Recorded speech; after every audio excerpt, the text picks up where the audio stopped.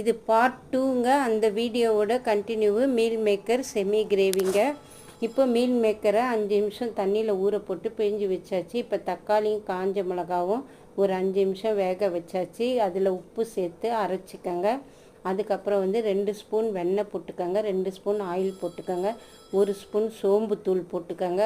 அதுக்கப்புறம் 10 பல்லு பூண்டு உரித்து நல்லா பொடியாக கட் பண்ணி அதையும் போட்டுருங்க. நல்லா மஞ்சளாக வதங்கினப்புறம் ஒரு பெரிய சைஸ் வெங்காயம் பொடியாக கட் பண்ணி அதையும் அதோடு சேர்த்துருங்க.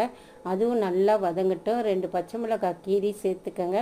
அதுக்கப்புறம் இந்த அரைச்ச தக்காளியும் காஞ்ச மிளகாயும் அதோடு சேர்த்துருங்க. எண்ணெய் பிரிகிற அளவுக்கு வதக்கிடுங்க. அதுக்கப்புறம் மீல் மேக்கரை சேர்த்துருங்க. தண்ணி இல்லாமல் நல்லா வதக்கிடுங்க. அதுக்கப்புறம் குடமிளகாய் சேர்த்துக்கங்க. அரை கிளாஸ் தண்ணி மிக்ஸி ஜாரை கழுவி ஊற்றிடுங்க. அதுக்கப்புறம் நல்லா தண்ணி சுண்டினோடனே கொத்தமல்லி போட்டு இறக்குனிங்கன்னா சூப்பராக இருக்குங்க. பிடிச்சிருந்தால் லைக் பண்ணுங்கள்.